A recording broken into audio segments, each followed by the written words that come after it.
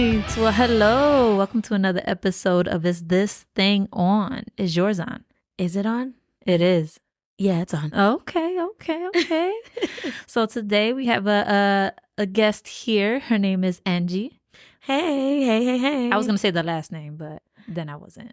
I don't care if people know my last name. Okay, It's Angie cool. Pading. Ya tú sabes. Oh. So for the world that doesn't know anything about you, tell us a little bit about yourself here.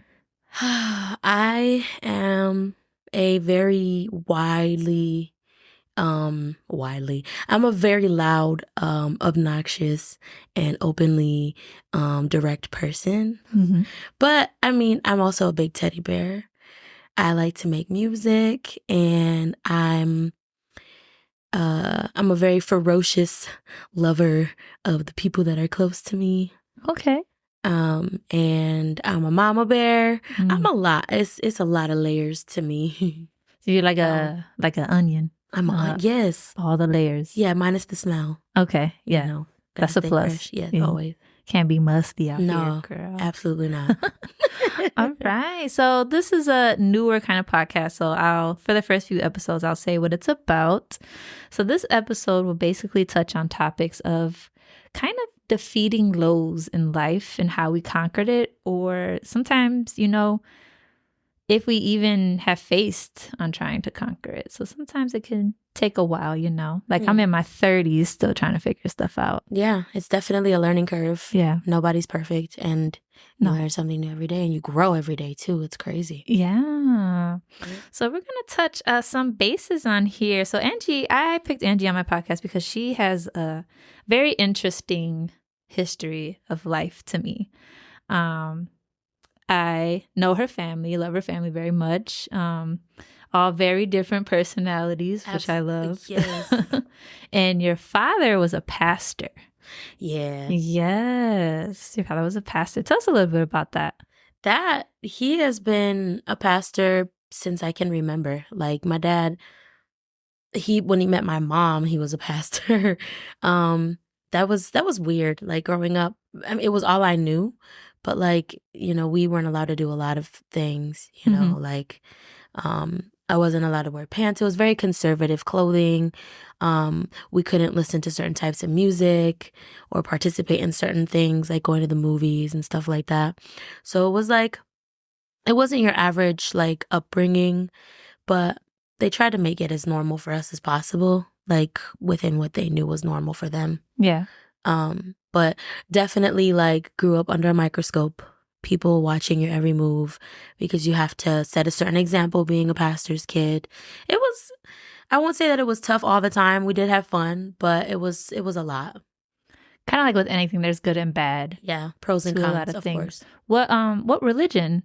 Pentecostal. Pentecostal? Yes. Yes, Pentecostals it's interesting. Interesting is not even the word I would use. I would say it's a very judgmental like branch of religion. They go to the letter of the Bible, which is cool, but when you start to turn like the word of God into your own type of interpretation to fit your own type of agenda, it becomes a problem, and you confuse people, and you treat people a way that you shouldn't treat them just because they don't believe what you believe or because they don't follow a certain indoctrination that you created. Yeah. I always say religion is a man-made thing. Mm-hmm. Like your belief in your higher power is one thing, but the rules that you have to follow to stay in a certain, branch of religion are what man has come up with. And I don't agree with that portion. Yeah. I feel like it's sad because it's just like, it's not really like God that like deters people away. It's more so the people. Yeah. You know what I mean? It's just like people like to, like one thing that's big is just like, in the Bible it says like you shouldn't be judging. And a lot of people try to judge you for anything they can and try to use it against you, use the Bible against you. And it's just like, you're throwing stones at me, but I could do the same to you. But it's just like, why does it have to be that? Why can't we just like love in the way? And if we want to use their own Bible against them, there are verses that say that God is love. Mm-hmm. And there are verses also that say not to look on the exterior of someone's person, Mhm. because God looks at your sin and he looks at what's within. Mhm. The outside doesn't matter. As long as what you bring to him is wholehearted and you accept him in your life, the exterior shouldn't matter. And that was a big thing that I used to like really hate growing up, being a pastor's kid, is like, if they were so like, oh, that person's clothes are too tight, or oh, did you see her hair? She Mhm. definitely trimmed her ends, or oh, her eyebrows are plucked. It's like, who cares? Yeah. She's coming to church and she's praising the Lord Mhm. and she's giving her all in that moment. Why isn't that enough? Yeah. You know? That's why one powerful thing I love that it says in the Bible is just like God knows your heart. And I think Mm-hmm. people don't understand what that means, because that's a lot of layers to that, because God knows like the depths of you, like does. deep down what you really are. You know Yeah. what I mean? And I think like when God says, leave your enemies to me, it's like, because you may think you may be able to hurt your enemies, but God can do it in a way because he knows your heart so well. It's like, I know what can bring you to your knees. Yeah. You know he what I mean? created you. He knew you, Yeah. as they say in the Bible, he knew you before you were even born. Yep. When you were forming in your mom's womb, Mhm. he has a whole plan. So it's like, a lot of times as humans, we think we have it all together and we can control things, but it's like, Nah. It's something bigger out there, like a whole omnipotent being that loves us so much. And that's like overwhelming to think about. It If you is. really truly like dig deep and think about it. It's like there's something out there so big that created us so small, but they love us so immensely. Yeah. And they just want us to love each other the same way Mm-hmm. and show that same love to others. And that's, I think, where it gets lost in translation. Mm-hmm. You would look at the Bible, you open the Bible and you read the commandments and you read all of these verses and you feel like you have to physically follow what's in that book. But it's like, those are just kind of like tools to use. Yeah. It's Guidelines. not, it's not like the way, you know what I'm saying? Mm-hmm. But I mean, I know some people will disagree with that, but Yeah, that's they'll just my take it opinion. like very literal. Yes, Yeah. absolutely. That's what we struggled with too. And after a while, my family veered more towards the non-denominational portion, where it's like, come as you are. And as long as you have that relationship with the Lord and you walk in the faith and you do the things you're supposed to do according to his word and you treat people with the love and respect and correction with love, Yeah. then you're doing the right thing. Yeah. And that's beautiful to me. It is. It is. Going back to what you said about being in that, like, under that ministry, people looking up to you guys, it was kind of hard because there was a lot of judgment. But how do you think that the church can better support pastors and their families, especially the children, in dealing with unique challenges like some that you said today that come with being in a high profile position? I think a lot of it is just showing support, showing up. Mm-hmm. And I think also like there should be some kind of therapy for families, like pastoral families specifically, because there are tools that other people outside of the dynamic have that could be useful for families like that. Like ways to, I guess, learn how to cope with being like in the limelight all the time, or being perceived a certain way, or held to a certain standard of perfection. I feel like if there were more people that were more understanding of how difficult it is, it would be easier. And just, I guess, being accepting too of the fact that just because you're a pastor doesn't mean you're not a person. Yeah. We're all literally equal in God's eyes. Mm-hmm. So just because this person has a title and leads doesn't mean that they're better or below or more above. And I feel like oftentimes people look at it like it's a celebrity status or like they're untouchable, but really we're just people. And that type of mentality from other people was very alienating for a while, because it's like people were so afraid of my dad, I couldn't really like make genuine friends. Yeah. Until they would come around and really get to know my dad and be like, oh, well, he's not that bad. And then it was like, okay, you get a pass. But like, it was hard having guy friends too, because like my dad was like real, how they call, like very stern. You know my dad. Yeah, nobody wants to mess with the pastor's daughter. Right. It's like, oh no, you guys, But like, if people were to understand more that we're just like you, I think that would also be beneficial. And it's like, don't treat them any differently because of their families, you know, what the work that they do in church. It's more, you know, we're all on the same mission. Yeah. I've met your parents. Yeah. At first they look intimidating, but they're so nice and so kind. Like, I was not going to lie, I was like afraid of your mom. Oh my God. I was yeah. I was like, oh my, this woman, she's going to smite me. She's going to imagine growing up in that house. Oh goodness. With somebody that firm on things. Yeah. I look back now and I feel like she had to be that way because, you know, of who her husband was and the type of reputation our family had. And not only that, but she just wanted to make sure that we were raised right and had morals and values and strong characters. Like my mom, man, I thank God every day for that woman because like she never gave up on me. Even when like most parents would have sent their kids to boot camp or, you know, given up, she was always there. Even if her love was tough, like, and she's known for that, tough love. A lot of people were afraid of my mom. Yeah. She keeps it real. She keeps it 100%. And that can be like a lonely road sometimes, you know? I can only imagine how she felt being the pastor's wife with that RBF, you know, that resting B face and having to, you know, be a certain way. Yeah. But then like you want to let your hair down around people, but you just can't because they view you a certain way. Yeah. So you like know, if you let your hair down, you're like afraid like, all right, they might judge me or say something. Or they might not be as respectful later. Yeah.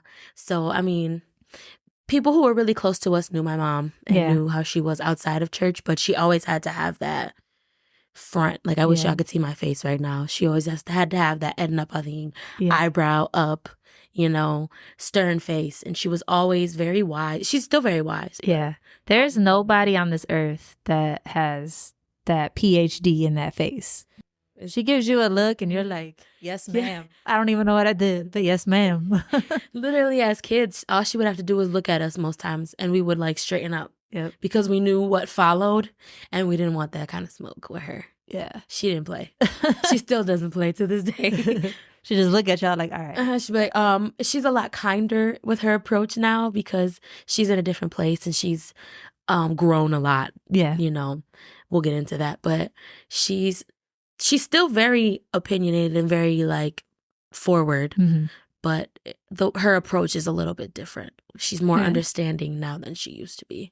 I think life kind of does that to you. It's just like when you're in a rough and toxic environment, you kind of are what your environment is. And then with your mom being like more a bit of a kind of approach, it's just what her environment is, I think, pretty much. Yeah, and it's just where she is in her life now. She's a lot happier. Yeah. And she's blossoming more and that's becoming good. who she truly has been this whole time. Yeah. That's good. Yeah. That's good. She's come out her shell. Yes, absolutely. All right. So have you ever felt like you were living in the shadows of your parents' ministry? And if so, how did you find your own path or purpose? Or if you're still trying to find that path and purpose? Yeah, of course I've felt like I was in a shadow because like in our community, my dad was very well known. Like I used to say, like, you know how in Mean Girls, he'd be like, if North Shore was Us Weekly, they'd always be on the cover. That was literally how I felt. Yeah. Like if Pentecostalism had a magazine, our family would have been like headlines a lot. Day. Yeah. Because my dad was so controversial with his approach. A lot of people saw him as like a real stern, tough, firm type of person. Very intimidating, very to the letter of the word of the Lord. Very direct, like no sugarcoating. My dad was all about that. This is what it is, and this is the truth. Yeah. If you like it, oh well. If you do, cool. If you don't, oh well. That's not on me. That's on you. Yeah. So like, people would like that's a big character, you know, and that casts a really big shadow. Yeah. And I also felt too like he wanted me to be like in the forefront of that for a long time since I was like little, since he found out I could sing. And it was always, okay, well, you're going to come and do this. You're going to do that. You're going to do this. You're going to do that. And I always felt like, well, I'm not you, bro. Like, I want to be my own person. Yeah. I want to sing too, but like not in church. I don't want to be like everybody. I don't want people looking at me like that. Yeah. Because that comes with this whole other set of responsibilities. And I was young. Like, you putting all that pressure on a young person, it's going to crack eventually. Yeah, you become a bit rebellious. Oh, yes. Absolutely. Yeah. I was the worst teenager on this earth. Like, everyone goes through their stages, but like, I was in that stage for like 4 years, like all throughout high school. My parents had it rough with me, girl. But yeah, like the way I found my own voice was by just, writing my own music. Okay. There was one summer I was 15. I stepped on a needle that was sticking out of my carpet. And it broke in my foot. I had to have surgery. And when I was like laid up in my bed, because I couldn't really walk, I was on crutches. I had this like little boom box with like a CD player and like tape. Oh, throwback combo. Yes. And I used to like push record on the tape, a blank tape. And I used to just write stuff. And that's how I started slowly discovering my own talents and my own journey. Mm-hmm. And then my dad noticed and he started to encourage it. So he's like, okay, she has her own lane. How about we do this? Got me in a studio, got me a little single, That's good. But yeah, for a while it was just like, no, you're going to come and sing in church with me and you're going to sing this song and you're going to come at this time and we're going to do this, this and that. And that's it. But then once he saw that I have my own personality, he was like, okay, I guess we can let you do that as long as you behave. Yeah. Yeah. Like, don't embarrass me, girl. Mm-hmm. He was real big on that. Yeah. Like, don't you know how that's going to make me look? Oh, man. I used to hate that. And it used to be so like disheartening because he would be like, you disappoint me. If I would do something that he didn't agree with, he'd be like, you're such a disappointment. Yeah, and it's just like, I'm not trying to do that. You know what I mean? I'm just trying to be me. I'm trying to discover who I am outside of you. Yeah, true. Because like we are our parents' children and we carry some of their traits, but we have our own individual like characteristics as well. We're our own people. Yeah. And that's a big thing too in the church. It's like they want you to be this cookie cutter person. They don't think about the layers underneath. Yeah, they don't. Person you are. They don't see how not realistic that is. I think it was Will Smith or Jada Smith. I think it was Will Smith. He said, he had his daughter. He had this like vision in his head for his daughter, but he had to like come to find out, like in a hard way, like he is just the soil. Mm-hmm. Like his daughter has to grow into her own plant, and whatever that is, whatever that looks like, that is her journey. But he is the soil, has to make sure like she has a good foundation, all this stuff. But whatever she grows into, that's her. And I think a lot of parents struggle with that. Not struggle, I don't know what it is. It's just a lot of parents just want their kids to be a certain way. And if they aren't their certain way, it's just like, a lot of just this, I'm disappointed, or they try to bash you or throw stones at you. It's just like, this is my journey though. This is what I got to go through. You know what I'm saying? It's not like I'm here to, I'm not here to try to embarrass the family or do this or that. This is just what happened to me. Yeah. You know what I mean? Just like I'm sure your parents have their own story and how they, you know what I mean? And it's just like, when does the line get drawn as to like, okay, we have to come to understanding like we are our own individuals and we can't just. And honestly, in that lifestyle too, they want you to grow up so fast. Like, they don't want you to grow up, but they want you to grow up. Yeah, they want you to grow up in the whole holy, sanctified way. Yeah. And a lot of times you have to think as an adult at a young age. Mm-hmm. They don't see it that way. And there will be people to this day that will stand for it and be like, no, that's not really true. Because the Bible says, let the children come unto me and da-da-da. And like, but they're so firm on instruct your child in the way so they don't depart, that they don't think about how that's going to affect your child's mental growth. Mm-hmm. Like, I was worried about adult things at a young age. Not because my parents wanted it that way. It's just kind of how it happened. Mm-hmm. And when I went through my rebellious stage, it was me trying to like just be a normal teenager. I wanted to do things that I wasn't allowed to do because my parents wouldn't allow me or because of how it would look. But really, it was just normal things teenagers like to do. I wanted to go out and buy a pair of pants, wear jeans. I wanted to wear makeup. I wanted to dye my hair. I wanted to try that whole Kool-Aid thing, with the hair, the tips at the ends. And I wanted to do all kinds. I wanted to go to the movies, go to the mall. We weren't allowed to go anywhere without a chaperone, especially if they were boys. Like, it was ridiculous. And I get it now because I'm a mom. Yeah. You want to protect your kids at all costs. Mainly, it's just about their safety and about keeping the innocence for as long as possible. But when I hit puberty, I stopped being innocent in my mind. Like, I wanted to have sex. I wanted to have a boyfriend. I wanted to go on dates. Typical female hormones. But because we are taught certain things, like, hey, you got to wait till marriage to do those things. Okay, but I'm 15. Who thinks about marriage at 15? It's true. It's like, no, I want a boyfriend. I like this kid. And it was just a lot. And I regret a lot of the things I put my parents through. But at the same time, I had to learn those lessons to become who I am and, put those lessons that I learned into practice for my own babies. So how do you feel when it comes to those times? Like, you have a daughter. Let's say it comes to the time of the dating scene and all that stuff. Like, how do you plan to kind of approach that with her? Because there's one thing with dating, but then there's also the other side of it. There's just, young boys just worried about, some are just worried about one thing. I'm not saying all, but like, how do you kind of plan to approach that with her? I plan to just let her know, like, it's okay. It's normal to feel certain feelings for the opposite sex or for the opposite gender. But to understand that comes with a lot of different factors and complications. So it's like, you think you might want something with someone, but that could change. I want it to be open. Like, I don't want her to feel like she's afraid. She has to be afraid to talk to me. That's how I felt with my mother. And I feel like had I just been more brave to tell her how I felt, regardless of the consequence, I think our relationship probably would have been a little bit better, maybe different. But I want her to understand that it's okay to feel that way, but just to reserve those feelings for, like, really observe the type of person she likes and understand them first before really diving into that. And that comes with maturity. So, like, I'm trying to teach my kids, too, to be very confident in themselves and to understand their self-worth at a young age, so that when she does get to the point where a boy comes and talks to her and tries any kind of like little panty Annie stuff, she can just be like, I've heard that before. My mom tells me that. What else do you have that's original? My dad calls me beautiful. My dad says I'm a princess. What else is there that you can say to me that I don't already know about myself? Yeah.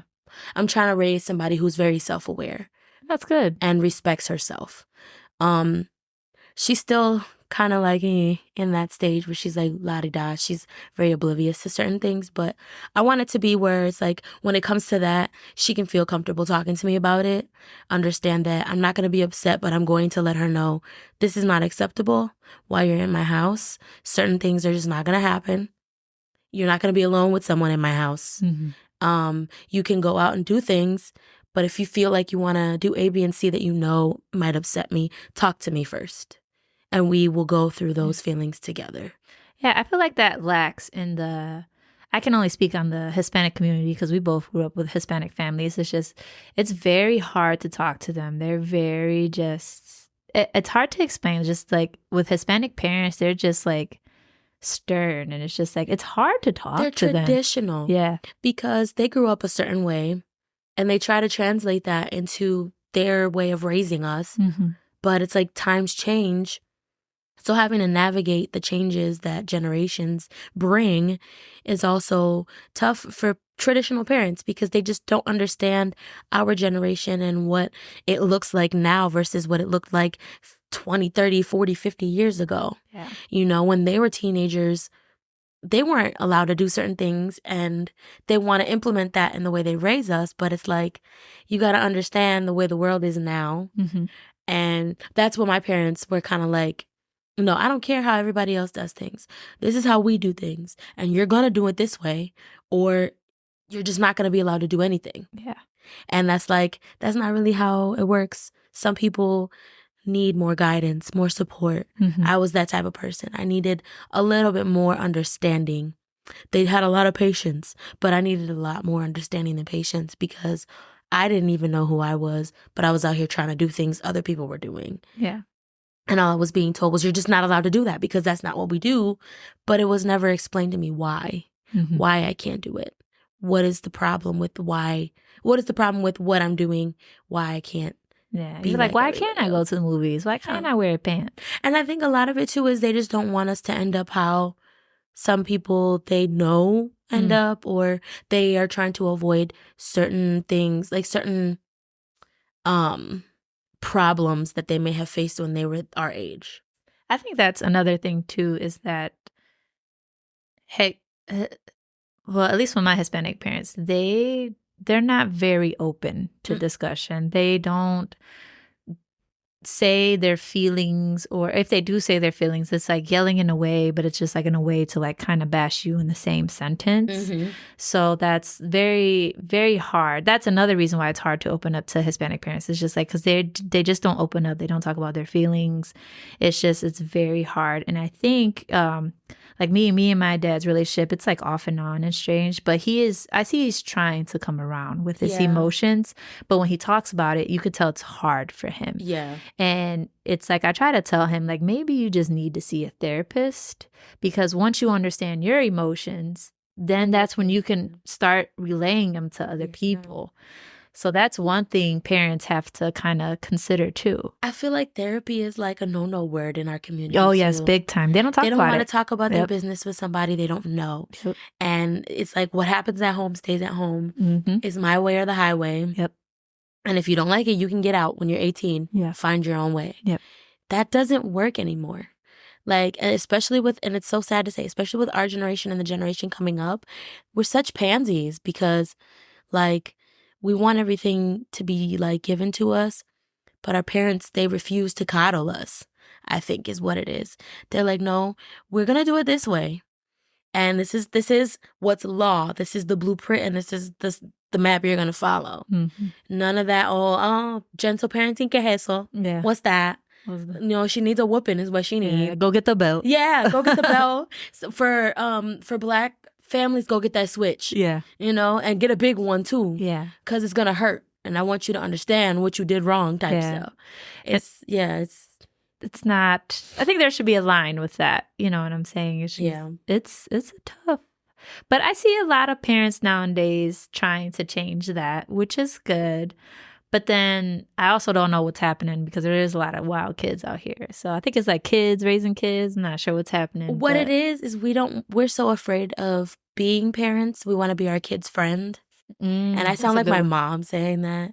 But like, it's the truth. Like, we're so worried about our kids growing up to hate us that we try to like give them what they want within reason. I'm a victim of that too sometimes. Like, I catch myself compromising a lot with my kids where they need more instruction and more like structure, because like, you give a child an inch, they will take a whole 5 miles. maybe I speak for mine will take 10 miles if you give them 2 inches. And for me, it's like being a millennial parent, I stick to a lot of the traditional I'm gonna whoop your butt ways that my mom had. But then I understand the type of kids I have, and that doesn't always work. Sometimes you just have to take things away from them, or, you know, guide them in a different direction or redirect a different way. It's hard. And I see why our parents did so much and why it was like they were the way they were, because it's hard. But at the same time, it's like, you don't want them to go through what you went through or traumatize them in any way. Like, maybe a certain way you got disciplined or reprimanded when you were little is not the way you would want to reprimand your child. So it's a fine line. It's very gray area. I think you just don't. I think with you, I feel like you want them to have a bit more freedom than you did. I think that's with you. But then you're also like, all right, now y'all need discipline because like, we got what rules you're doing still. over there. Like, we still got rules. Don't get it twisted. In this house, you do what I say. If you don't like it, oh well. But I'm going to let you do what you want to do as long as you do what I ask you to do. That wasn't done in my house. It was like, you got yours. You're not going nowhere if they don't get done. No TV, no computer, no nothing. And don't even think about using the phone. Like, that was it. And then it's like... Go do homework. Yeah, go do homework. If you don't do your homework, that's it. You're grounded. I try to be more lenient. Like, okay, you got chores. Do your chores. If you don't do your chores, no TV for the rest of the day. Yeah. I'm a softie with my kids. Yeah, you are. I'm not gonna lie. I am. You could tell you love them, though, but you're definitely a softie. Oh, my God. I love them so much, but they're so bad sometimes. I'd be like, bro. You're yelling 1 minute. Like, go over there. And then the next is like, all right, have that cookie. It's just like, oh, my goodness. Like, oh, my God, you get on my nerves. Yeah. Go sit down. I love you. That's funny. Speaking of your kids, is there moments when your children surprised you with their wisdom or insight? And how did that moment impact your relationship with them? Oh my God, all the time. Oh. TJ, my oldest, he's an old soul, like his dad and his grandfather. He comprehends a lot more than we give him credit for. Like, I know when we first got here, and I was getting on my feet and struggling with them, it was tough.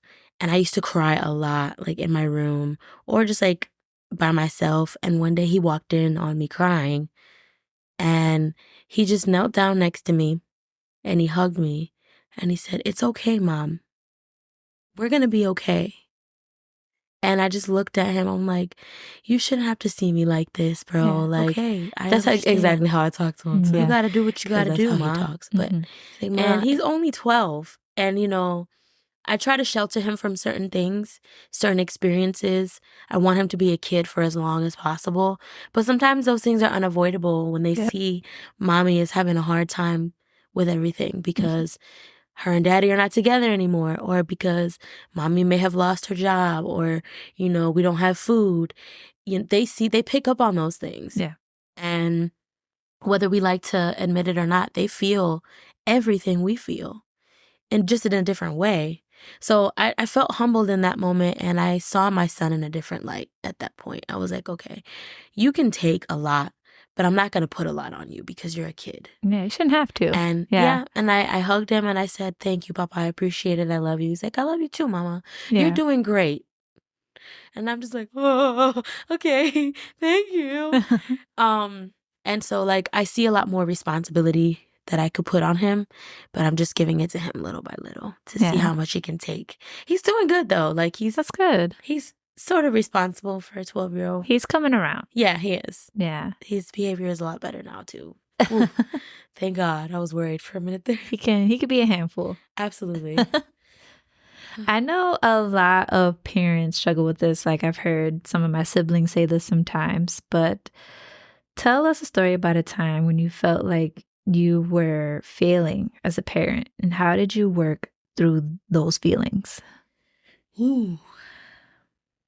Or maybe you're still working through it. I don't know. Yeah. It was actually, like I said before, from when I recently got here. So I had to like make a major move from Texas to Cleveland last year. And that wore away a lot on my self-esteem and my self-confidence, because here I was with just a car full of clothes and just a little bit of food stamps on my Texas EBT card. No place to live, you know, no money, just whatever I had from what family donated to me to get here. Mm-hmm. And I felt like, you know, where am I going to go from here? Like, I didn't even know what my plan was. And that I felt like I did fail at that point. I'm like, I had a whole apartment there. All I had to do was just find another job. It would have been fine. And my kids would have been great. But like, the way I worked through that was I had to tell myself there was a reason I did that. You know, I was tired of that lifestyle I had going. I was tired of that relationship I was in. And I was tired of compromising my happiness and compromising the type of mom that I could be for my kids for the situation that I was in. So like a lot of times I still feel like I'm failing my kids. It's a constant battle. Parents know that feeling all too well. It happens a lot, especially when you don't meet the goals that you want to reach.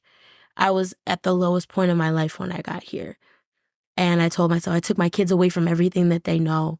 I'm the worst parent in the world. Like, this is not going to go good.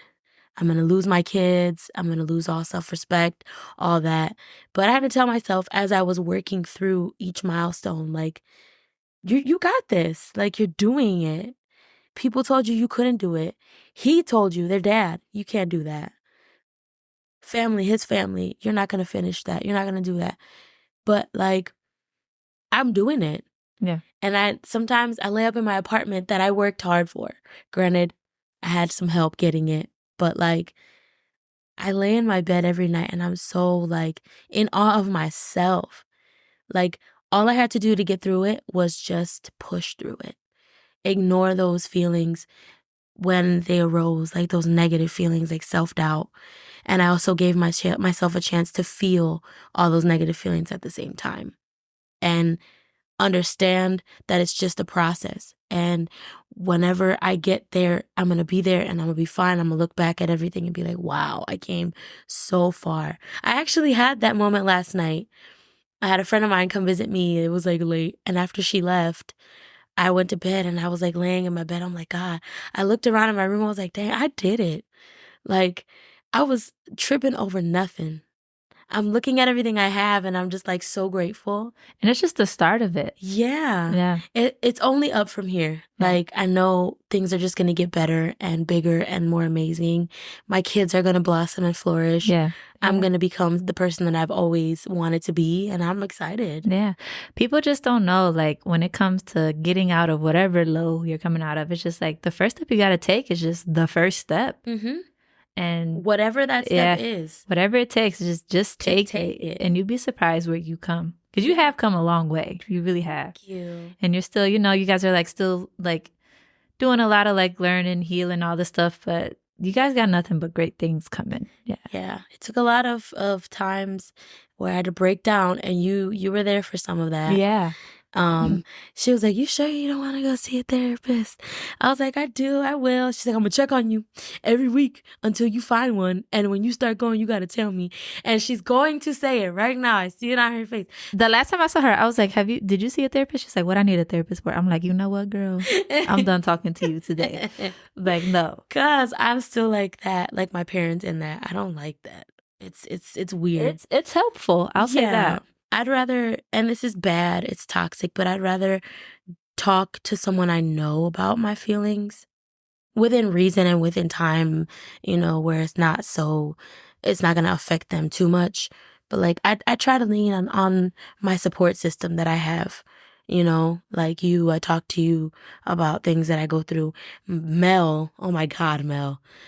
Mel is my diary, bro. Mm-hmm. And I know it'd be so annoying, and she'd be like, but I do it because I know she can take it and she understands, and she's very insightful. Yeah, so like, she's very understanding. Yes, and understanding, and she's very non-judgmental. Yes, I feel like you both are like that. Yeah, and that's why it's so easy to be like, oh my God, and then you'd be like, okay, like it's okay, take girl. a breath. All right, but you're like this because of your own doing sometimes, right? You're like, whatever, don't talk to me, get out. And I'm like, oh no, don't tell me. That's funny. So with that, coming to here from Texas, and being at that, you said it was like a very low point for you. How do you kind of maintain like a sense of humor and playfulness as a parent in even like tough moments like that? I just have to, I make myself understand that they're at an age where they're still growing in all aspects. And I'm 34.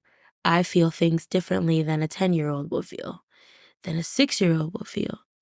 And I try not to plant those negative seeds in them by just listening to what they have to say, like letting them pull me into their little world and conversation, and, trying to understand what they like and what makes them click. They're so funny. Like, yeah, they are. They go through different stages of funny. When they're babies, they're funny because they're cute and they're learning things. When they're terrible twos, they're funny because they get into things and they can't help it. They're just curious. When they get older, they're funny because they catch on to things and they learn things from other people and bring it home. And you're just like, where did you learn that? Yeah. Like my youngest, when he was like 3, No, he was like 2. I remember he was in his grandma's room and she was organizing her jewelry. And he saw this pearl necklace and he loved it. He put it on. And he comes up to me, he's like, Mama, look at this necklace. It's glorious. And I was like, where did you learn that word? And to use it in the right context. Yeah. They bring me so much joy that it's easy to just be goofy and funny with them and forget that I was depressed 5 minutes ago. Yeah. Because they're just so innocent and so beautiful, and they make my life so wonderful, and they enrich my spirit. You could tell when you talk about them, you just have like a glow to you. I love my babies. Like, I wouldn't trade being a mom for anything in the world. Like, they make my life so full. They really do. But yeah, the way I just try to keep it goofy and light and funny is just by sitting with them and just watching them interact with each other. That in itself is a whole episode of The Amazing World of Gumball. They can have a reality show. Yeah. Yeah. I'm literally going to try and do that maybe this year. Just make them a little reality show. That's funny. Like the life and times of the Petway kids or something. I don't know. But yeah. It'll get some likes. I watch it. Yeah, I'm sure it will. I got to reach out to some people and see if they'd be down for that kind of content. Because I might have some connects, you know. Oh, you're funny. So how do you kind of go about, if you do, how do you, well, no, you're a pretty honest person, so I feel you do. How do you approach teaching your kids about difficult topics? Like when you moved here to Cleveland, was that a conversation you had with them, or how did you go about that? It was a brief conversation because, like I said before, I want to maintain their innocence as long as possible. Okay. And there are some things with kids and parents that's on a need-to-know basis. Mm-hmm. I'm going to use my parents as an example. My mom shared things in confidence with me about things she went through with my dad that I had no idea, occurred because they kept their marriage private from their parenting. So there was things that I didn't share with them until we got here, and it became an issue with behavior and villainizing people and blaming me and all that other stuff. My oldest son was very, very resentful. And I had to have that conversation with him. Well, look, since you are on the topic of saying mommy's at fault, you think this is all mommy's fault. Okay, let me tell you, daddy did this and daddy did that and this, and that. And this is why mommy and you guys are in Ohio right now. Because mommy and daddy had to go through A, B, and C. It didn't work out. It's not your fault. We still love you the same, but it's going to be different now. Mm-hmm. And I need you to get on board with the changes that we're having. Sometimes, and with my kids, they're very old soul, so it's easier to have that moment where it's like, okay, this is what's going to happen, and talk to them a certain way because they understand and they get it. They're tough kids. But I've tried to, within reason, keep certain things away from them. But it's inevitable, especially when it comes down to behavior and, my dad can do no wrong. My dad is my hero. My dad is perfect. It's like, no, Papa, he's not. Mm-hmm. And these are the reasons why. And if you ever saw this, and that, and I know you heard this, and that, when me and Daddy were in the room talking, I know you heard. That your whole sense and view of your dad is not what it is. Yeah.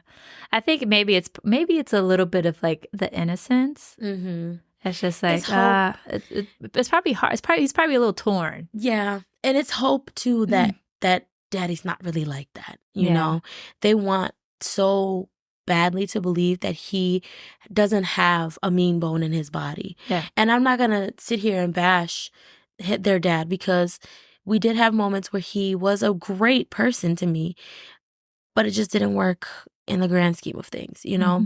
There were things that he fell short on, just like me. I'm sure in his eyes, I have a lot of shortcomings that he couldn't get past. Yeah. But to think that he is just a knight in shining armor all the time and he's a great person all the time is just unrealistic. And I've had to burst their bubble a couple times. No, that's not what it is. Do you think they will come to terms with that, or do you think that's something they're going to have to find out kind of on their own? It's something they'll definitely have to find out on their own because they still very much adore him as a hero, especially TJ. Mm-hmm. I attribute that to the first day alive, like his first day on this earth. And this is a real thing. People who don't have kids will be like, oh, that's like far-fetched. But the first 10 seconds of a baby's life are crucial.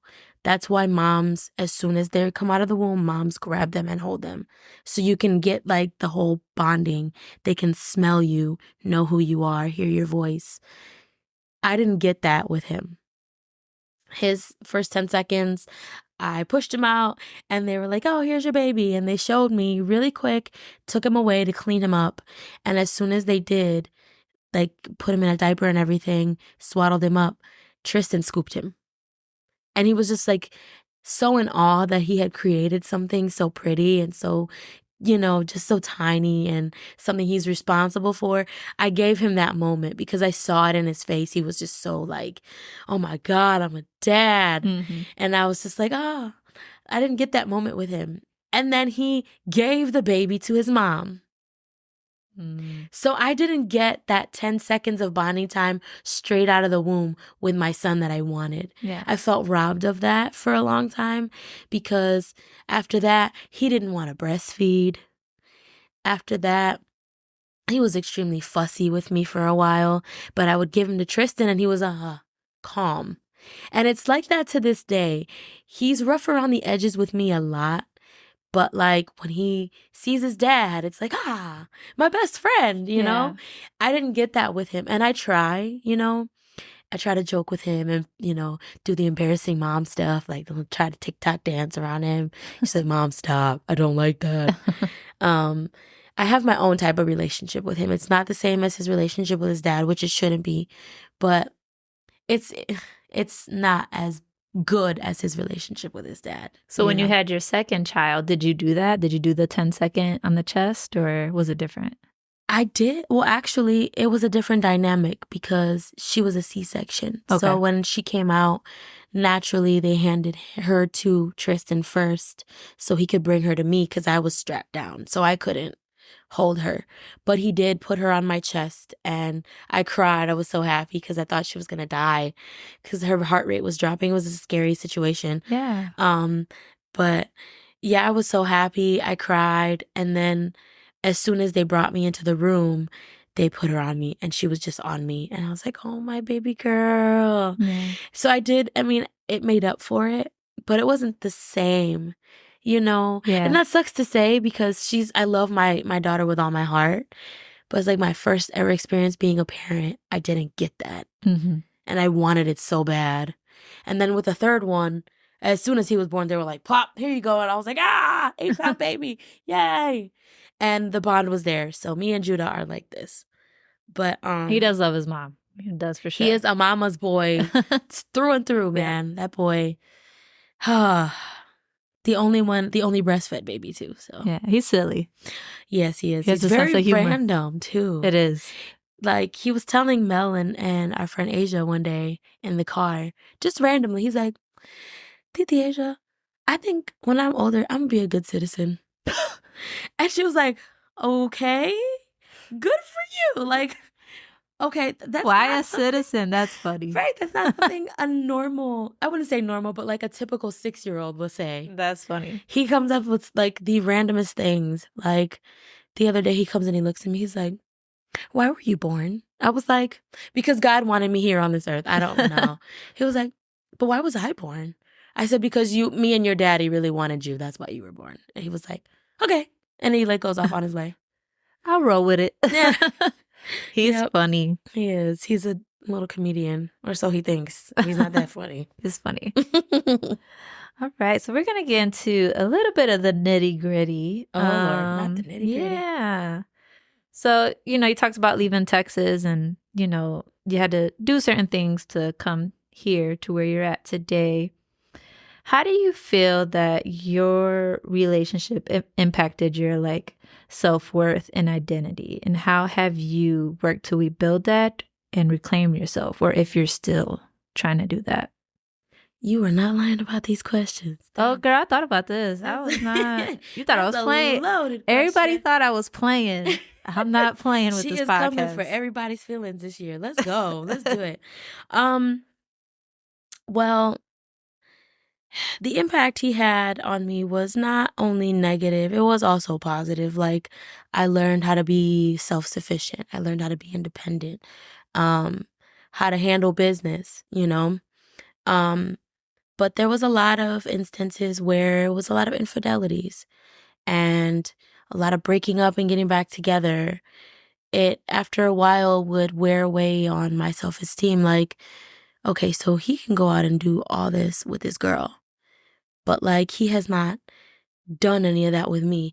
What is it about me that makes him go out and do those things to me and hurt me the way he does? Like, why? I, for a while, couldn't fathom or understand what it was about my personality when I did everything that I thought I was supposed to do the right way. Every time he wanted something from me, I was there giving it right away. I was very attentive to him. I took care of the kids. I cooked meals that he loved to eat. I baked things he liked to indulge in. I bought him weed. You know what I'm saying? Like, anything he would ask me for, even if it was my last, he always got from me. Mm-hmm. So it's like, what is it that this female is doing that is attracting him so much and taking him away from me? Yeah. You know, why am I not enough? But it's like, as I have been single this whole year, I've come to find that it's not a me thing at all. Partially it is, because I'm not going to say I was perfect the whole time. Yeah. We all have our shortcomings, but like, the majority of it was him and not being able to process traumas that he has endured in his lifetime, seeing how his parents, treated each other. It just subconsciously for him was the right way to do things. And since he didn't seek help or take time to be alone before he met me, he felt like it was like a bad case of FOMO, if you will. Mm-hmm. He was missing out on being in his 20s. Yeah. And wanting to sow his wild oats and do his own thing and rack up as many girls as he could, before settling down. But he was just doing it ass backwards. Yeah. It was like at the expense of like at the expense of emotions, me and my emotions and my love and care. I was so crushed the first time I found out he had cheated on me. I called my mom. Yeah. And I was crying. I was like, Ma, he cheated on me. Like, I was so blindsided. I was confused. Like, why would he do that? Like, I was doing everything I was supposed to do. I don't understand. And he was so blah about it. Like, I remember he had got me a promise ring for Christmas. And I gave it back to him that day. And he flushed it down the toilet. And it's like, at that moment, I was like, I don't know who this person is. These whole 2 years, he presented himself as something that was one thing. But as soon as we reached a point of conflict, it was like he was a completely different person. And I couldn't for the life of me understand why it was happening. Mm-hmm. And then I had to, over the years, understand it was a character flaw. He grew up seeing his dad treat his mom that way. Mm-hmm. And even though he didn't want to be that way, he still, by default, like the sins of the father, they follow you everywhere. Yeah. And he embraced that about himself instead of trying to change it. Yeah. But what that ended up teaching me was that I have to lean on myself for my own happiness. No one can truly make one individual happy. That's too much of an expectation. It's too high of a standard to meet. So like, I've been just doing things that I find enjoyment in and things that I could never do when I was with him because it was frowned upon by him or judged by him. And I've just learned that there are things that I didn't know that I liked because I was so wrapped up in what he liked. We just kind of became the same person. So now it's like, wait, I didn't know I liked this. I'm going to keep doing that. This is going to be my hobby now, I've slowly come into my own. It's hard still because I still don't know certain facets of myself, but I'm trying to like give myself that grace to learn myself over again. Yeah, that's funny you say that. It's a show. It's about a maid who had like her, I don't know if you ever seen the show. She had like a little girl and her. Yes. Her and they were in a home for, women that were being abused, and they were doing this little shopping. And she's like, oh, what color do you like? Like, a lot of women that are abused don't even know the color they liked because they're so wrapped up in them. They don't realize, they don't know themselves that well, Yeah. And I hate using the term abused because I haven't come to terms with that term, with that relationship with him. I look back on it and it's like, yes, certain things were abusive because I'm still in that mentality of like, oh, well, it wasn't that bad, But I have, thankfully, friends and people that look at me on the outside and they're like, no, yes, it was that bad. You just were complacent in it. You were okay with it. You were submitting to that because you have kids with this man and because you love him. Yeah. And no one can fault you for loving someone. But we can't fault you for seeing the error in someone and continuing to stay in that same position, knowing full well you can work on that and move forward from it and get away from it. Mm-hmm. Do it. If you don't do it for yourself, do it for those 3 kids. Yeah. Because you have a daughter that's looking at you as a model person thinking, okay, well, if mommy lets daddy hit her, it's okay for me to get hit then. It's okay for my boyfriend to go cheat on me or have another girlfriend while he's with me. It's okay for my daddy to leave or for my boyfriend to leave me and I'm okay with being alone. No, it's not. Certain behaviors are just learned behaviors over time, and it's due to the way that parents do things around their kids, So like, I didn't want that. I didn't want to be that stereotype. I didn't want to be a stigma. I wanted to be the change. So me getting up and leaving was the first step to that change. I think probably was the hardest step. Oh, yeah. It really was. Because there's this, how do you say? I don't know if I would call it a cliche or I don't know exactly what you would call it, but a lot of parents stay together for the kids. Mm-hmm. At what point, how should I say? I saw this clip on TikTok. It was this girl. She was like, my parents stayed together, for us, but little did they know, like, that really affected us in a bad way. Like, we can't really enjoy holidays because there's a bad memory attached to it. So, like, where do you feel is that line, or why do you feel like women stay like with them for the children? Like, what is that? It's more of I want to say it's for selfish reasons and not in a bad way. It's more just like we're so comfortable in that environment. That's all we know. Mm. I got with my ex when I was 21. Mm-hmm. My whole adult life was centered around this one person. Yeah. So a lot of times it's just muscle memory. It is what it is. And you get used to living in that and you feel like that is all you deserve. And you're willing to accept it because you feel in your mind and you're conditioned to think like this by the person who's with you, then no one's going to want to deal with your crap. No one's going to want to take you for who you are. This is the only person in the world who is going to accept you like this. Yeah. So a lot of times we stay in those situations because that's what we believe. And a lot of us are also in denial that we're being abused. Yeah. If we're being real, like me getting the treatment that I got, I didn't see that as abuse. I saw that as karma because of things that I put my mom through things that I did to someone else.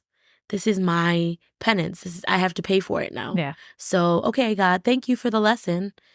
But it never gets better. It'll get better for a temporary time, couple years, maybe, couple months, whatever. But then it goes right back to the same toxic cycle. And some women just don't snap out of that. And a lot of women lose their lives behind their partners. Oh, yeah, because they accept it again. Mm-hmm. That's a deep thing. It's just like you don't realize the depth of like what could actually happen. Because if something happens to you, then what happens to your kids kind of thing. Right. Who you're going to leave them in the care of this person who treated you that way. Yeah. And you don't think about it, but by you staying, you are encouraging certain behaviors. You're teaching your children that this behavior is acceptable. And it's not. It's not okay. I want my sons to grow up being men. Yeah. Gentlemen, men of standard, men who stand up for the right thing, who are not going to disrespect anyone, especially women. I always tell my son, like, hey, when you get to the age where you're dating and you like a girl, treat her how you would want someone to treat me. You wouldn't want someone slapping me around, hurting me, saying mean things to me, taking things from me. Don't you go doing those things to somebody else. Because imagine how that would make you feel. Yeah. And think about it in those terms. Like, we have to be the change that we want to see. Mm-hmm. And we have to start showing our kids that, no, these things are not okay. You're not going to be like that. Even if it kills me, I'm not going to allow you to grow up in an environment where somebody is mistreating me because I am all you have. I am the blueprint. I am all you know. And you're going to grow up taking away traits from me into your own adult life. And I don't want you to take the negative on and pass it on. Generational curses are so real. And it's like so hard to like break the cycle. But my move from Texas here was me breaking that cycle. It's like, okay, at some point something's got to give. They're going to lose respect for me as a person. I'm losing respect for myself by allowing this stuff to continue. Mm-hmm. So let me teach them that even if you have to start from scratch, you can start on a good note, and you could start by doing something different and not falling into the stereotype and falling into the whole, I have to do this because he's your dad. No, It doesn't matter who it is. Because if somebody who loves you is not going to put you through those things. That's very true. That's like basically there's like a line, like, the kids got to learn, like, there's a boundary. Yeah. And you shouldn't cross that. Absolutely. Yeah.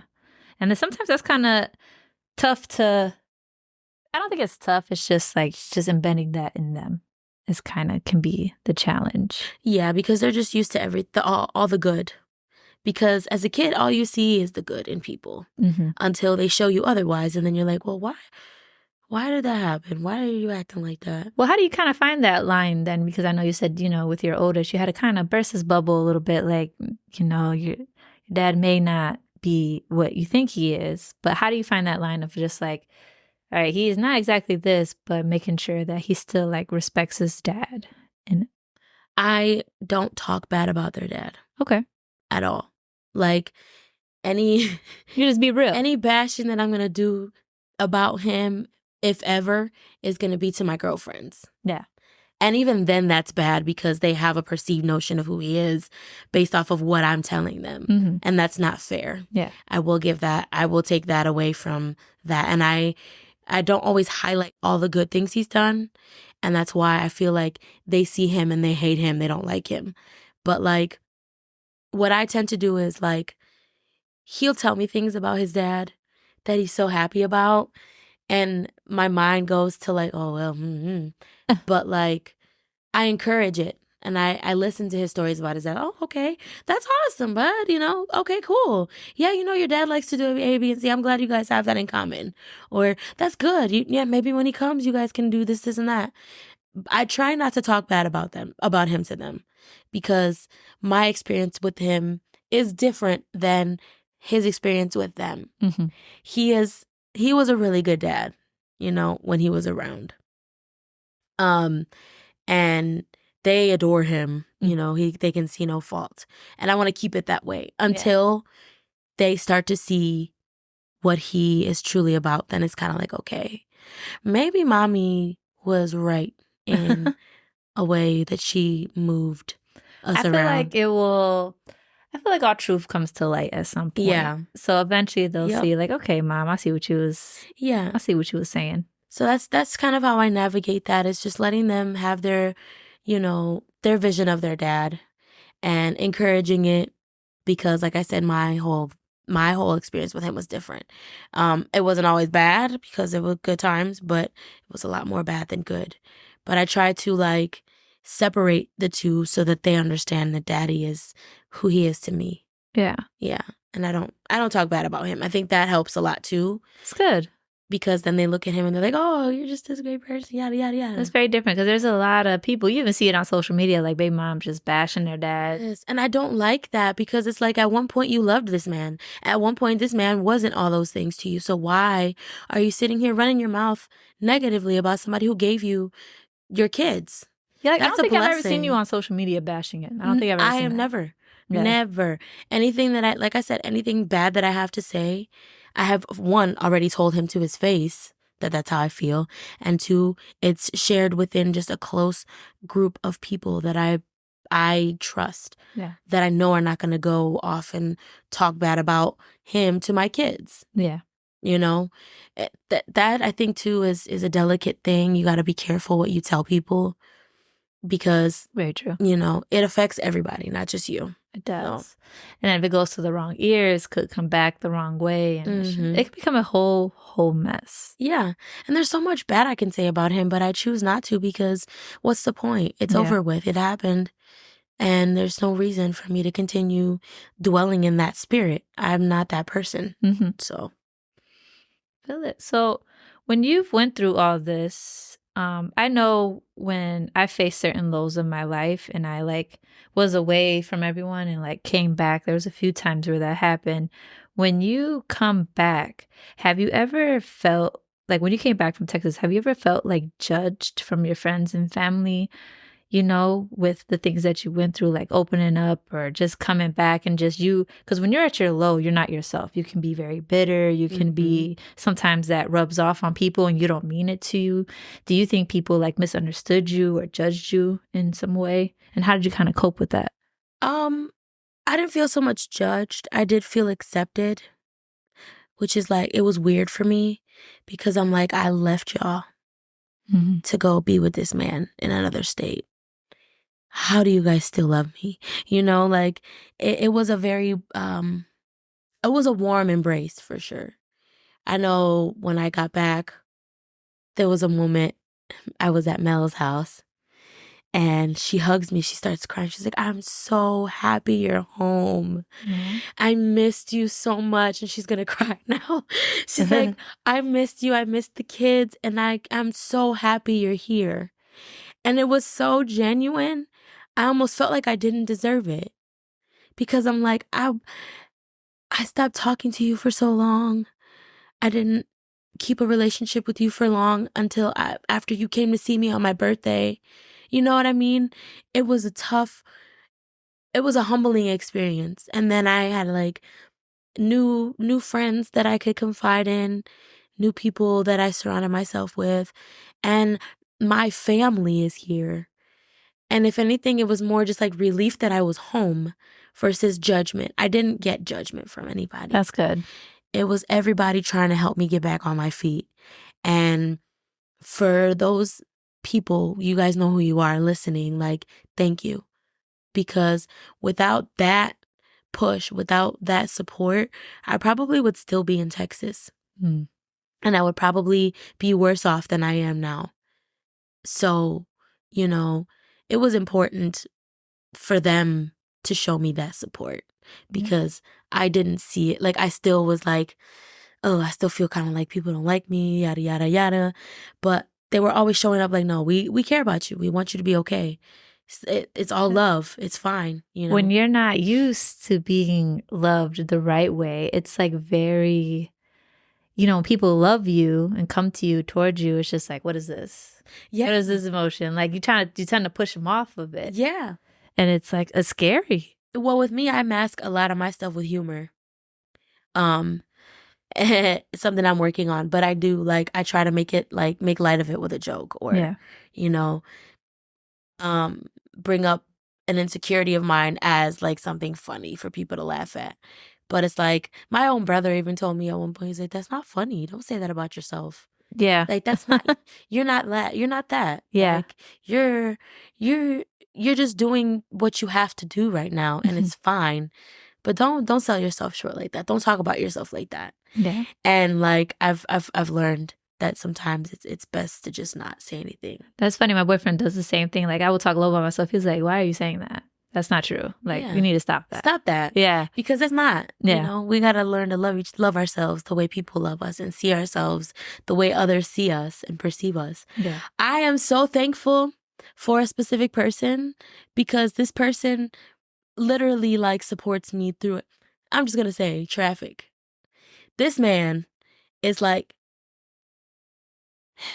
the one platonic guy friend that I have that literally like doesn't treat me like crap. You know, like there are guys that just don't know how to have female friends. He is like, you are so amazing. Like, you are so talented. You're a beautiful person through and through. Like, I didn't never really got that from a guy, let alone a friend. Yeah, it's hard to have guy friends, and like 9 times out of 10, there's like they're wanting like sex out of it. And it's just like, why can't we just like? Why can't we just? Why can't there just be the line of just a friendship? Right. Yeah. And it's like, it was weird to get used to because it's like, you know, him and his friend Rashad the same. They're like, you have an amazing like you're an amazing person. Yeah. And hearing that from somebody who doesn't ask anything of you or who doesn't have a standard of you or treat you like you're meat. Mm-hmm. Or like have an expectation of something or want something from you. It's very different. Yes, it is. Yeah. It's hard to accept sometimes, but it's also like endearing. Like, oh, like I didn't know that that's how people perceive me. Like, and it's almost like, like you want to blush and get all like, but like you don't want to like be too mushy. See, just even talking about it, I'm like, I don't know how to act. I don't know how to act because I never, like, I won't say my ex didn't do that, but it didn't always feel genuine. Like, I would get all primped and proper and cute, and he'd be like, where are you going? Yeah. Oh, no, it's just, oh, you about to post on Instagram later? I'm like, maybe a selfie. Oh, okay, yeah, you look pretty. But it was always like a judgmental, like, disdain dripping off of it. Yeah. It was never genuine. Like, I never had him look me in the face and be like, you are amazing. You're a great person. You're doing awesome. That's hard to find nowadays. It's hard to find genuine, like that kind of authenticity from a guy like that. Mm-hmm. It really is. I don't know why. I don't know what the issue is. Maybe we actually plan on having traffic down here, so maybe we could figure it out what's going on traffic from a male's point of view. Yes, definitely. He's very insightful, and he has had his own struggles. I'll just leave it at that. But like, he still finds the good in people despite all that. And I feel like I have that same characteristic, and I think that's why we vibe, because like I will look at somebody. Like, let's say, for example, if you would treat me like the dirtiest thing ever in the world, like I didn't matter to you, if I see you struggling, I would still be like, hey, are you okay? Do you need anything? That's me, because that was ingrained in me by my parents. That's one of the good things. It's like a pro and a con. Like, this person treated you like crap. Why are you being nice to them? Yeah. Well, because love thy neighbor. Because you never know what that person is going through and what they were going through at the time they were treating you the way they were treating you. Right. You have to step outside of yourself. And that's sometimes hard for a lot of people to understand. Everyone goes through things. Mm-hmm. And a lot of times the way that people are is not who they truly are deep at heart. It's just what they have going on makes them that way. Yeah. So you have to understand like that part of them and love them in that moment regardless. Mm. And that ties into another reason why I stayed so long. Yeah. Because I knew what type of person he was when he was good. Yeah. So you were trying to like kind of hold on to that. It's like, because I felt like at some point his real true self would come out, and like the good that I see, other people would have saw. Yeah. And it would have been fine, but it just didn't happen that way. Sometimes you just gotta let things go. Yeah. And when it did start That's hard to happen, too. Yeah. It is. When it did start to happen, it was too late. It was like, you are now trying to be the person for me that I needed you to be 10 years ago. Mm-hmm. Or 4 years ago. It's too late. It's too late. Yeah. And we can't go back. It's just There's nothing wrong in that. No, it's sad because all this time you've developed a bond with this person and you grow with this person, or, you know, absorb a lot of their tendencies, and they become you and you become them. That's all you know, and you love them. And it's hard. It is. But like separating from them, you're able to see like, okay, no, that was bad and I'm better off where I'm at right now. Mm-hmm. Being like detached from the situation, a lot of times it does more for you than you think. Mm-hmm. I've realized that this whole year for sure. That's a good lesson to learn. Yeah, it is. Mm-hmm. It's very very needed in life for Yeah. sure. So reflecting back, you said your brother, has been kind of on you about like, don't talk about yourself like that. That's bad. Mm-hmm. Through all the ups and downs you guys been in, like through like the church, life as an adult, how have you guys kind of found ways to like connect and bond with each other, with you and your siblings? Because you also have a sister. Yes, I do have a sister, and I want us to be closer. I'm bad at reaching out to people. That's my main flaw when it comes to my family. Yeah. It's like I don't stay in touch the way I should. Me and my sister, we have a cordial relationship right now. I love her to death. And my nephew, she's given me a beautiful nephew. And she's got another baby coming on the way. And I'm so excited to be an auntie. Like, you have no idea. But like, I know I can improve that relationship for sure. And I'm working. That's one of my goals for this year is to work on that. But one thing that has bonded me and my brother is pretty much like we were going through the same thing around the same time. I'm not going to put his business out there, but his situation was similar to mine, where he had to start over. So like we spent a lot of time together throughout that situation, throughout that time, bringing my niece around and letting her bond with my kids. And we would have a lot of conversations, over food, what I'm saying, and movies. We would sit there and just talk to each other. And we got each other through what each one was, individually going through. And we really didn't even realize it. It was just kind of like, because that's your sibling and you haven't seen them in a while, you want to spend time with them. It just kind of gradually just became a healing moment. Yeah. And Rafi and I were like oil and water growing up. Like, we're like the least people you would expect to be close now because we used to always fight, fist fight, argue with each other, yell at each other, throw stuff at each other, hit each other. It was horrible. And when I moved away, we still didn't have a good relationship. Like, we didn't talk much, but we started to sort of like try to build off of it. Like, he would call me once in a while. And then when he became a dad, that's when we kind of bonded more. And then coming back here, it was just a no-brainer that we would link up and just be close. Yeah. So, like, he annoys the hell out of me. Like, he really does. All brothers do. Girl, I be wanting to just, like, ban him from my house sometimes. But because I love him, I don't. And I'd take that over not having a relationship with him at all any day. So... it's not like brotherly love. They drive you crazy. Like, you can't live with them, but you can't live without them. Right. And then it's Junito, like my older brother. Oh, yeah. He's like our very close family friend who became our brother over the years. He and I don't talk as often, but when we talk, it's like we never missed a day. And he has been very paramount in me getting myself together.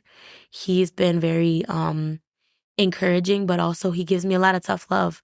He's that one person that if you don't want the truth, don't go to him because he's not going to sugarcoat anything for anybody. He's just I feel like everybody direct. needs that in their life. Yes. Yeah. Everyone, everywhere at least needs a Junito in their life because like I have avoided doing things that I wanted to do out of emotion because of his voice of reason.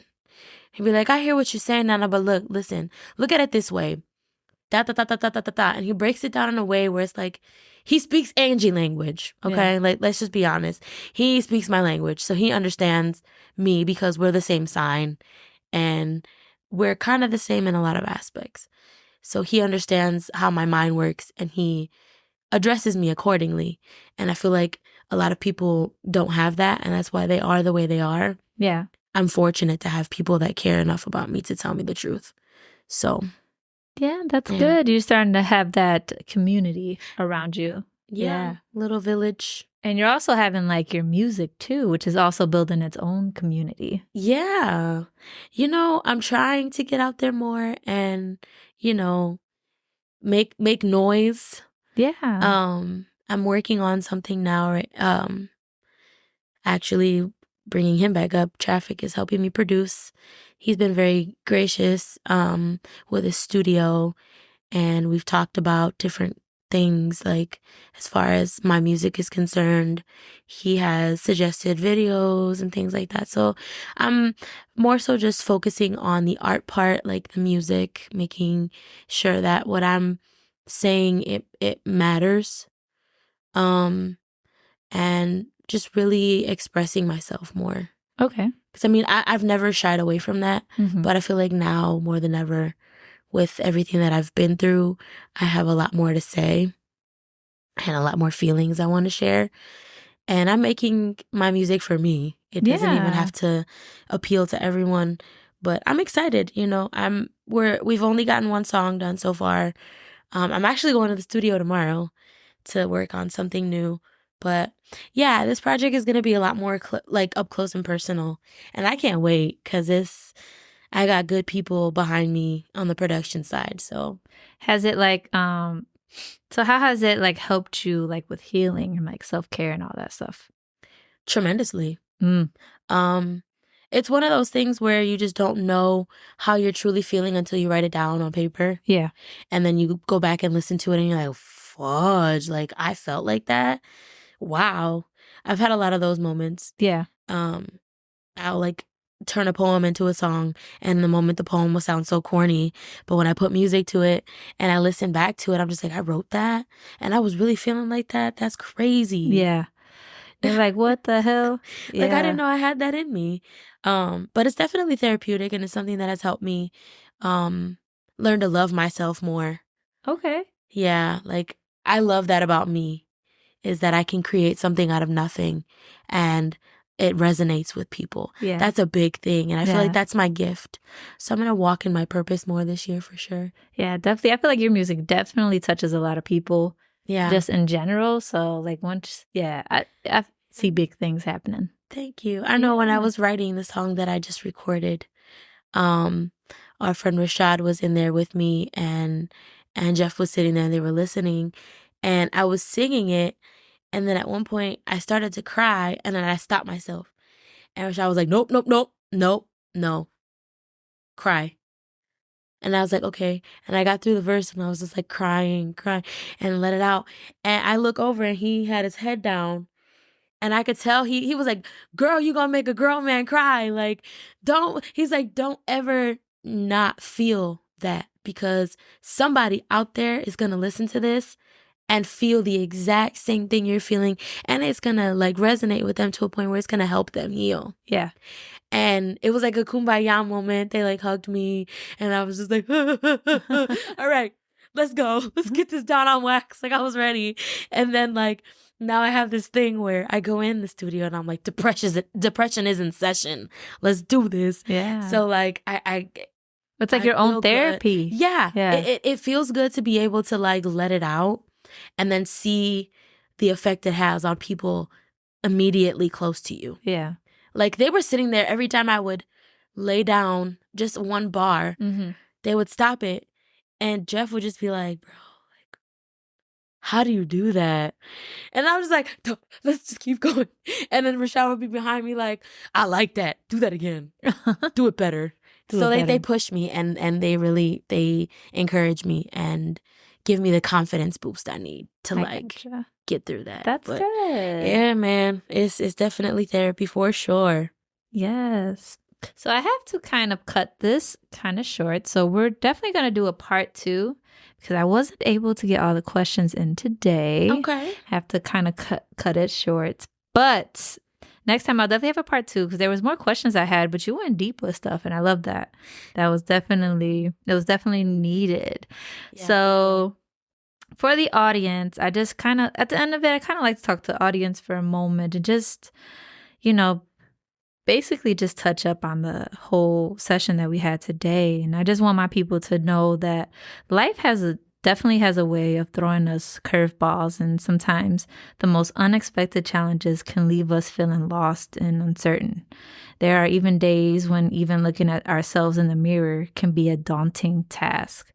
But What if I told you that within you lies a spark, a creative force, like Angie has here with her music, that can help guide you through the darkness? Tapping into what you love, what brings you joy, and what makes your heart sing can be the light at the end of the tunnel. It may not be easy, but it can be the lifeline that pulls you through. So take a deep breath, dust off that old passion project, or try something new. You never know where it might lead you. Remember, the most beautiful art, music, and stories often emerge from the darkest of places. Your creativity might just be the ray of hope you need to overcome life's obstacles and find your way again. So we're signing off here at Itto Podcast, and until next time.